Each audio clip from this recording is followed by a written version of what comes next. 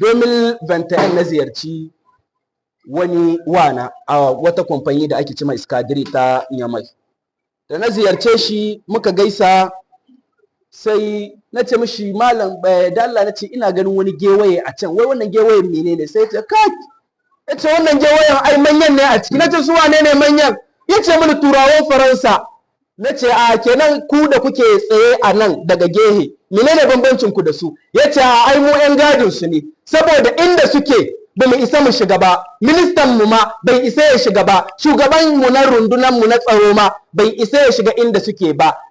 Ya ce makaman da suke cikin nan da jiragen da suke cikin nan iskadiri gaba ɗaya kilolluwan a hannun turawa yake, ba mu da incin mu motsa komai sai da izinin su.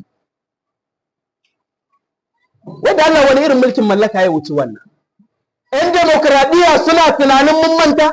Ba mu manta ba. Nan kake ganin sojoji nasaru sun zo wuciya da manya-manyan motoci kamar wani shugaban kasa yana, sai kaga sojojin mu bayan Allah suna gudu kalkashin su gudu su so musu kaza, su ba su tsaro nan kaza, su ba su tsaro nan kaza. Kananan sojoji ne a can kasashen su, amma yanzu sun zo nan kasashen mu na Afirka sun zama kaman waɗansu shugabanni na ƙasa. Saboda me? Saboda mukin bayu suka ɗauke mu, dole ne sojojin mu su yi musu hidima.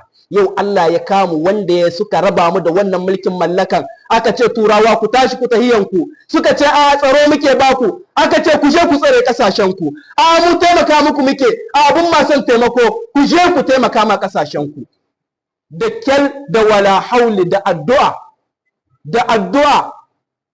shi yasa American suka tambaya Faransai, suka ce wai menene yake cima alqanut?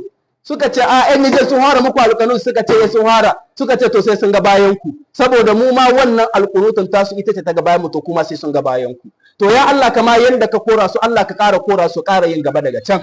Allah kar ka ƙara maido mana wanda zai sa mana mulkin mallaka a cikin ƙasashen mu. To saboda haka 'yan demokradiyya muna tile, 'yan demokradiyya bayan turawa muna tile, sojojinmu yanzu suna cikin 'yancinsu. An kaga wani abu ya kasa musu gwargwadon yanayin da ƙasa take ciki ne, amma da sunan a hana musu makami don su yaƙi ɗan ta'adda, wannan maganar shi ya riga ya wuce. Zamanin 'yan siyasa aka yi, kuma yanzu wannan Allah ya kawar mana da shi. Allah subhanahu wa ta'ala ya ƙara tsare mu. Saboda haka wannan dabaran naku ba ta samu wurin shiga ba. Magana na biyu sai suka ce saboda shari'a. Kullum shari'a, lalle shari'a abu ne mai kyau, kuma ƙasa bayyayuwa ƙasa ta zamna yanda ya kamata sai an tsayar da shari'a a cikin ƙasa. Amma wai ba su san muna tile da irin fiye da aka yi ma shugabanninmu, ba su san muna tile da irin makircin da suka kulla a tsakankanin 'yan siyasa ba, ba su san muna tile da irin almundahanan da waɗansu daga cikin shugabanninmu suka yi. Sai suke so yanzu a ce an kama wane da wane da wane, wanda kama wane da wane sun tabbata zai kawo mi, zai kawo fitina a cikin ƙasa. Mu abin da muka fahimta kenan. To wallahi mun gane, kamar babu wata hanya da yanzu za su kawo su sa mana fitina wanda Allah bai tona mata asiri, babu ba.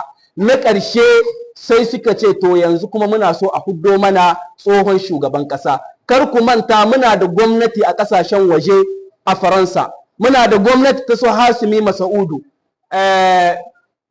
Hasimi Masaudu ina ga wancan lokacin ko Prime Minister yake ko wani minista ne dai, yana nan a Faransa a kwance. Suka ce gwamnatin su tana can, suna jira kawai a huddo musu shugaban kasar su ne. Wai gurin a hudda shi, Faransa ta ce to shikenan yanzu ga gwamnatin a hannunmu, bai yi murabus ba, a zo a kawo yaƙi ƙarhi da yaji a hudda shugabannin nan akan mulki a maido mana shi. Allah ganar da mu. Wallahi duk wanda kaga Faransa tana so, ba dan Allah take son shi ba, saboda biyan bukatun take son shi. Ku gane da wannan. Ba a taɓa yin kudeta a ƙasan nan da aka yi tashin hankali irin wannan kudetan da aka yi na wannan ƙarshen.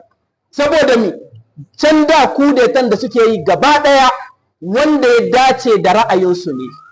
An suna son mutum ya zamna kan mulki, an ba su son mutum su sa a yi mishi kudeta.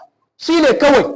To wannan karon sai Allah ya toni asirinsu, sai Allah ya sa dabara ta ɓace musu, sai aka yi musu juyin mulki na gaskiya wanda aka yi shi dan al'umman Niger. Wannan juyin mulkin sai suka tashi suka ce ba su yarda ba saboda bukatunsu bai biya ba. Ya Allah ka ƙara tona musu asiri, ya Allah ka ƙara tona musu asiri. Shi yasa insha Allah ta'ala a cikin sallah